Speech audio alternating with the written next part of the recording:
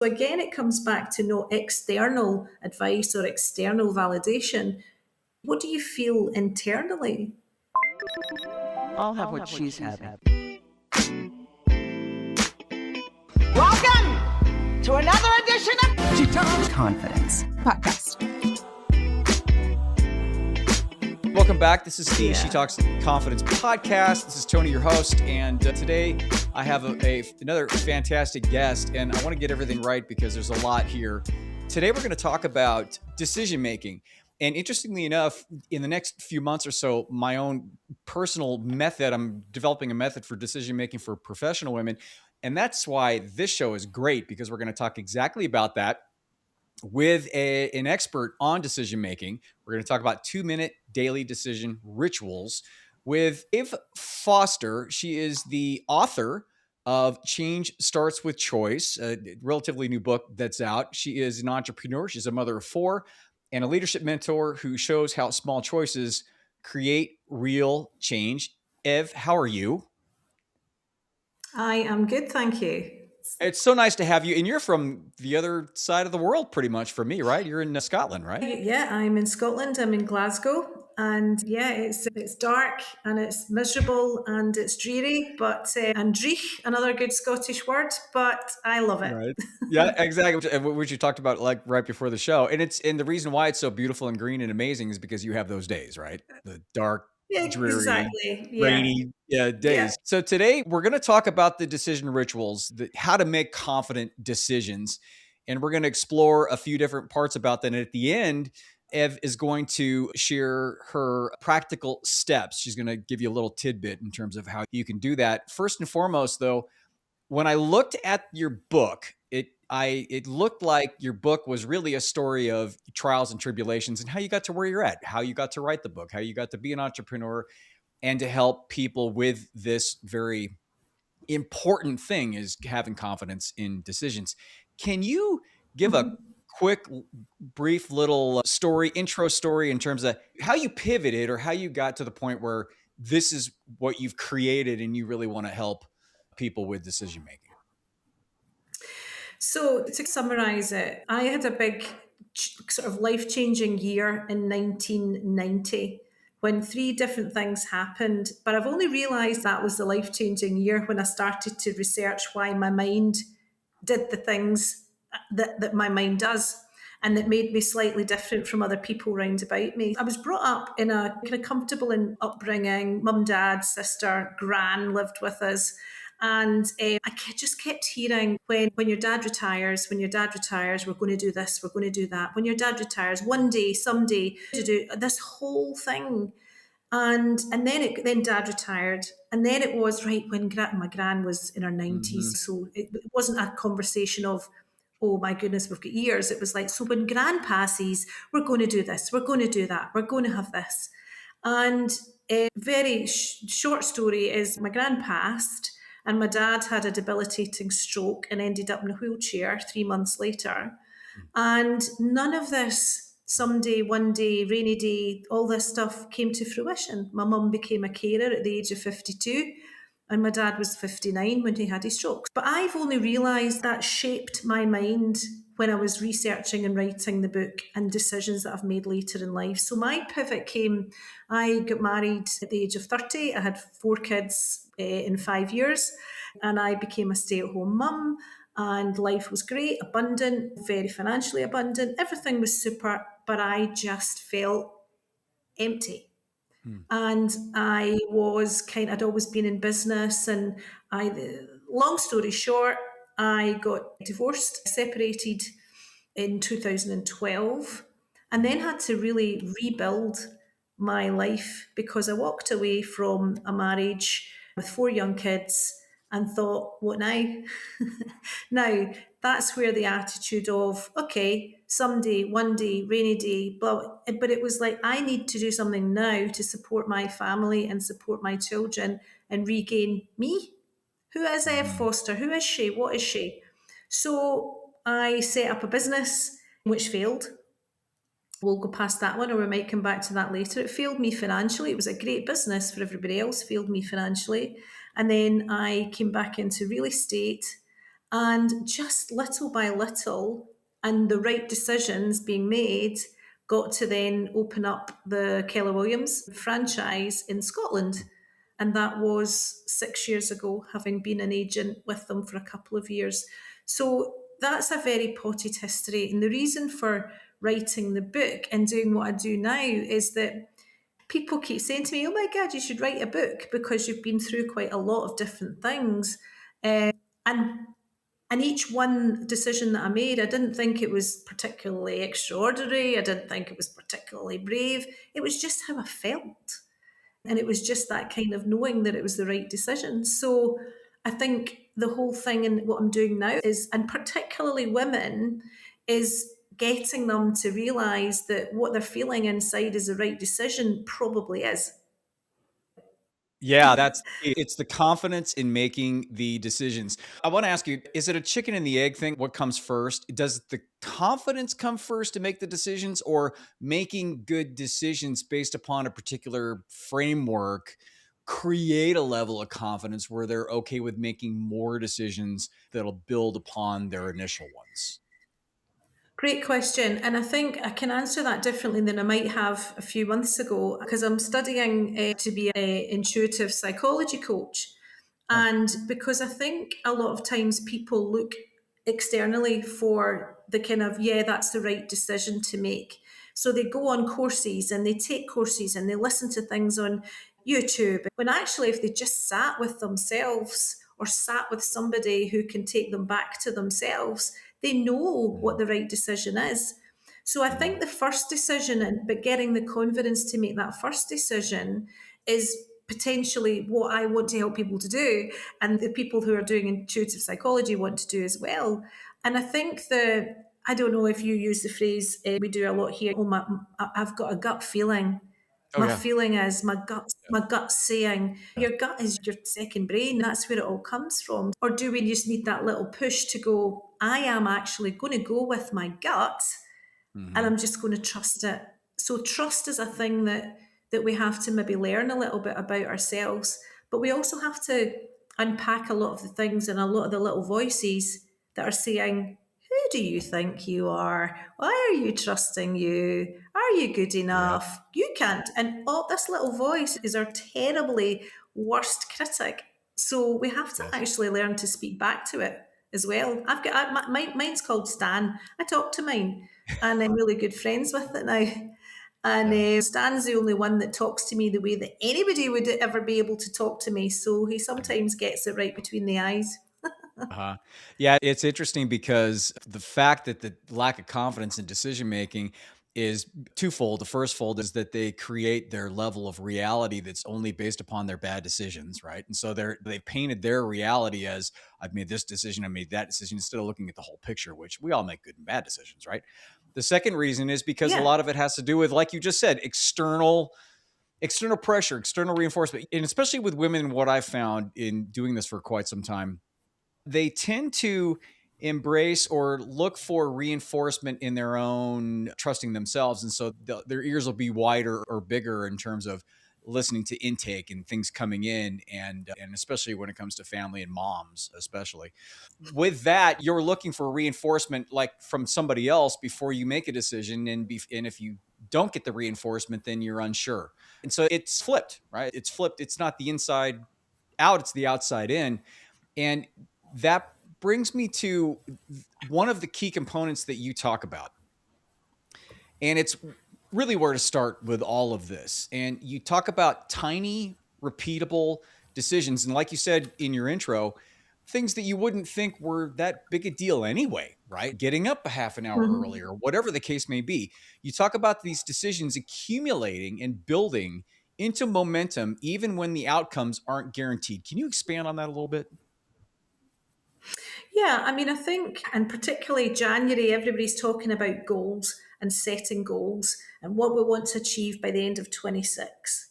So and that actually scares people off because they go, do you know what? I never achieved my goals in 25. So why do I think I'm going to do it in 26? But if we actually just look at a tiny little thing that we want to change, it could be the simplest thing. You've mentioned it half an hour earlier, putting your phone off 10 minutes earlier at night time, not looking at your phone after 10 o'clock at night and getting that notification coming in that then keeps you awake all night and then you end up exhausted in the morning. Saying something to yourself before you go to sleep, putting your little voice to sleep. Stan does not get to come into my bed at night. Stan is switched off before I can put my head in the pillow. Whether it's just going for, actually, one of the biggest things for me that changed for me was sitting down for 5 minutes and really breathing instead of catching a breath between whatever I was doing and literally going into myself and saying, okay, what do I actually need right now? What can I do right now that's going to maybe get the anxiety down, get the worry out my head, and actually just sit with myself? Now, a lot of people, and particularly busy women and busy men, think that's a waste of time. They think that taking 5 minutes or 10 minutes is actually not being busy is the wrong thing to do. It is so the right thing to do. And 100%. Yeah. actually feel your breath going in your nose, feel your Mhm. breath coming out again. It's a simple action. Now, in terms of actually actions being taken, if you have got a goal and you've set a goal, what is something that you can do today that's going to take you a little bit closer to that goal? So, don't think about the big goal, think about that tiny wee action, that one wee thing that's going to actually help you. Because what we do is we think about the big thing and we think, oh my goodness, that's too big to think about it. I'll think about it again tomorrow. And we do nothing. And we end up doing Mhm. nothing for a week, 2 weeks, Mhm. a month. And that's why we don't achieve our goals. And I'm not just talking about business goals, I'm talking about it could be lifestyle goals, health goals, Mhm. fitness, whatever it Mhm. is. And also relationship goals, whether that be finding a nice, loving relationship or changing a relationship that's not so loving. It sounds to me like the key to all of this is a level of awareness, right? Instead of just going through your day following the same automatic subconscious of the script that you have that got you into a situation where you're not happy to begin with. And so if you have a level of awareness on these things and then not just to be aware of that you're not in the right place, you don't live in the right place, you don't make enough money, you're in a bad relationship, whatever the case may be, not just the realization if that's the case, but also the realization that everything you do during the day, you can either A, go towards and reinforce that reality that you're not okay with and you don't want to be in, or B, start to make a subtle shift and to reframe and to pivot and to start making small decisions instead of saying, "Oh, I don't like my relationship and I'm going to leave today." Which is, unless there's some Yep. real danger, that's bananas, not Mhm. atomic bombing your life. And so it's the realization, it's the awareness that things need to change and then starting to change. And we have thousands of decisions every single day. And so, do you Mhm. suggest to your clients and the people you work with, specifically with decision making, to pick one aspect of their life and start there, or just to be more aware and start making small decisions every day on, I don't like my relationship and I don't really like my job, or I need to finish this, whatever the case may be for this business thing? Or do you have them like really focus on one piece of their life pie, so to speak? I think it depends on the client, obviously, but I think the for if you focus on one aspect, sometimes the other bit that you're not happy with actually rectifies itself to a degree anyway. Because if Mm-hmm. you're not happy in a relationship, let's say, and you're then leaving in the morning and you're going to a job and you're thinking all day about you're not happy in your relationship, how are you going to be happy in it during your day in that job? Because your thoughts are completely overtaken by the fact that you're not happy in your relationship. Because then you're thinking about, okay, I've come here for 7, 8 hours and then I'm going home to a situation I'm not happy in. So is it the Mm-hmm. job that's not making you happy or is it the relationship? And It's a good vice question. versa. Yeah. right? So I think, and that's where when we go deep with clients and we really make them think, what is it that, where are you right now? What is the reality? How are you feeling right now? And how do you want to feel? And what is it's making you feel the way you're feeling if it's of a negative nature? And so the question is not, is it one route? But I think when we get to the primary cause, if somebody's not looking at the flip, if somebody's not happy in their job, so they're in the morning, they're in a bad mood because they're having to go to their job, and then they come home and then they're in a bad mood because they haven't enjoyed their day, that's going to affect your relationship. Which is the one that's actually the root cause of the problem? Right. 99% of the time when I have a client come in, with a woman client come in, and the reason why she's coming in is because of a relationship situation. But it Yeah. ultimately ends up not being the primary thing that is the issue. The Mm. relationship was almost the straw that broke the camel's back, right? The thing that Mm. it leveraged everything to the point where they were just not cool with where everything was going. And ultimately, what ended up was it was more of a deeper seated issue or a life direction issue, and it wasn't the relationship. And so I think that's what you're talking about in terms of the once you start the process, if I'm hearing it correctly, that's really the key, is to just start the process, and then things will unfold as they might. And then you can, and then from there, I suppose you can focus on whatever is the most urgent issue. Yeah, I think everybody's done that, the exercise, the wheel of life, when you kind of rate where you are in different segments. It's a really old fashioned way of doing it. Mm-hmm. But it actually, if you're doing that in discussion with a client, you tend to find that I don't think I've ever met anybody that is 10 out of 10 in more than, it just doesn't happen when you then Yeah. dig a bit deeper. But I think the thing with digging deep with a client is they sometimes don't know the root cause until you start asking the questions. And Mhm. it's only by asking the questions, and that's what coaching is all about. It's not about giving somebody the solution. It's not about telling them, oh, this is what I would do or this is what I did. It's actually self discovery. So, again, it comes back to no external advice or external validation. What do you feel internally? What is the internal thing that you have to look at? And the questions that have to be asked yourself. Right. I'm not going to advocate for what we do, but I'm going to. That's the reason why coaches, even therapists, are such a powerful ally to have, is such a powerful tool to have, because you can read all the book. Yeah. And I'm saying this from personal experience because I've read, I don't know, tens, dozens and dozens is the self-help and books type of thing. And you can read them, but if you don't have somebody bouncing stuff back to you, seeing the stuff that you're trying to hide subconsciously by how you say things or how you're sitting, it always you won't get past that because your mind is really good at keeping you from the reality of where you want to Yeah. get to.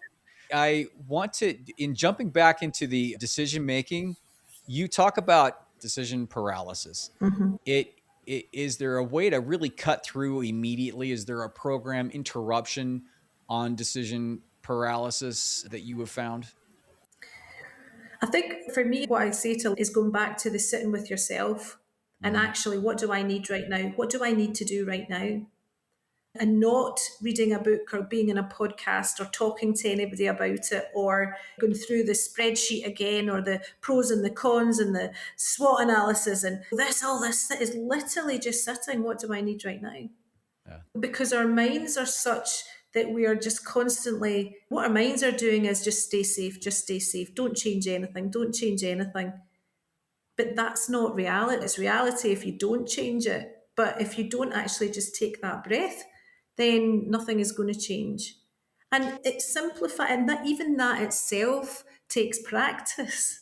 And I'm a big fan of Mel Robbins and the kind of the 5 second rule. And it's a little bit of that kind of, oh my, you go, oh my God, I've got to make a decision and I've got to do it in 5 seconds. No, I'm not even going to count from 5 to 1 because I don't want to Mhm. make the decision. So I'm just not going to Mhm. do it.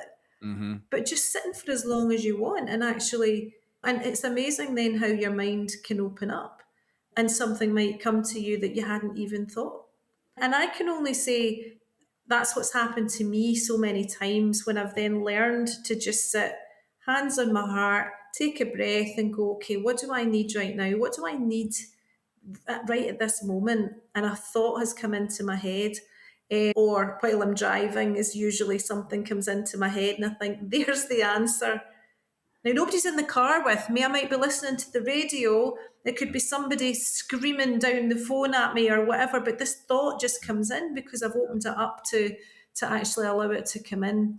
But we don't take enough time for ourselves just to sit because we're always going to the next thing, or we're going to the next thing that we think we have to make a decision on. And writing things down is a big thing for me. And I think at the end of the day, instead, people talk about it, and we all should be grateful, have gratitude for our lives, regardless of how small, how big. But at the end of the day, just writing down the two things I do. What's one thing that I did today that I said I was going to do and I've done it? Tick. Because that's a good feeling. It might be the tiniest thing. It might be texting somebody that I haven't spoken to for a long time, but I set that intention that I was going to text them. Tick. Done. Or what is the one thing that I've done today that I'm actually really quite pleased with myself for? Or what's the one thing I'm proud of? Just tiny little things, not a kind of big list of things that I've achieved or wins, or just tiny wee things that then they build up over a week, they build up over a month, and all of a sudden you've got, oh, look at all the different things I've done, and they're all stacked up, and you have a much more confidence and a better feeling about yourself.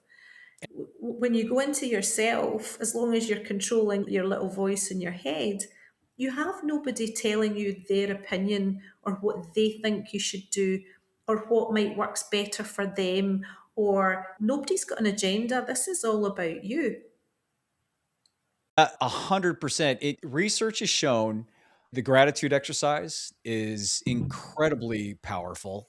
I like the added thing where you put down something that you actually accomplished and then recognize that you accomplished it to give you a bit of a level of satisfaction, and also to reinforce the confidence, which is that base that you need to move forward in decision making, as well as maybe even in the morning. I journal every morning and I just write gobbledygook. Basically, it's a flow or stream of consciousness, but it allows me to almost to sit with myself, like you had indicated, and maybe to just do some breathing and to relax and just to keep everything out and just throw some stuff down on the page, as well as say 3 things when you wake up that you're grateful for, which sets your mind, sets it in a good space, because that really is the key. The key is to put yourself in a good, positive, powerful, empowering space in order to be okay and to open up that intuitive aspect, to be able to listen to it and trust it, which is the key. I want to put a call to action out there. You talk about practical steps listeners can apply. It's a simple 2-minute routine that builds confidence. Can you share that?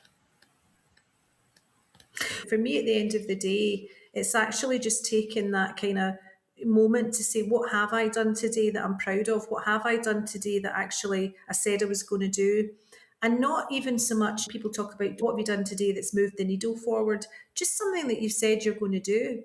What's been the intention, and sit down with that. And I think we all go from next thing to next thing. When we're all in, for me, the key is just taking that 2 minutes, 5 minutes, 1 minute, just to actually say, do you know what, well done, and not be too hard on ourselves. And change doesn't just happen overnight. It might take months, it might take years, it might happen overnight, but ultimately it starts with that thought and making the choice to actually give yourself space to have that thought.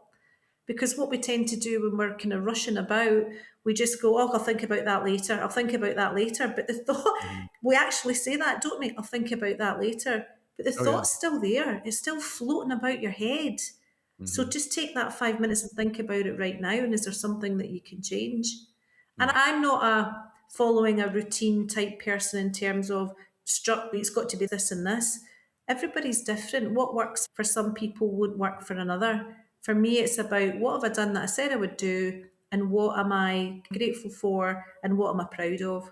It seems so simple, doesn't it? And yet people are so resistant because the ego is so resistant to change. The brain is so resistant to change. And that's why it's so difficult for us to implement even the smallest things, except for the fact that if you believe that it's the small little things that will actually sneak under the ego radar and start to Mhm. build new regimens and build that confidence underneath that without it triggering and putting you into a anxious state or putting you into a denial state. I think that's very Mhm. important. So, thank you so much. I really appreciate it. Your book, Change Starts with Choice, is available on Amazon because I have it up right now and it looks fascinating. Mhm. And can you also share where to get a hold of you and if you have anything else? You'll get a hold of me on social media, just Ev Foster, EV Foster, just as it's spelled. I'm in the middle of just a website coming out, but yeah, social media, I'm on Instagram, Facebook, the different things, YouTube, all these new things that I've started to really embrace, which again is little bit choices and little changes that I've made. And I think the book follows the process of the butterfly and what a butterfly goes through. And I think just finishing off with what you said about routines and things, we all sometimes can start, we're at that caterpillar and we want to get to butterfly, but we actually have to take that time and completely dissolve and Yeah. completely change the way we are and go into our chrysalis and go, gosh, I don't know Yeah. what I'm going to emerge as, but let me just dissolve Right. completely. And Yeah. that's the bit that most people don't do. They don't take that time to dissolve and go, I'm soup now. What am I going to Yeah. become?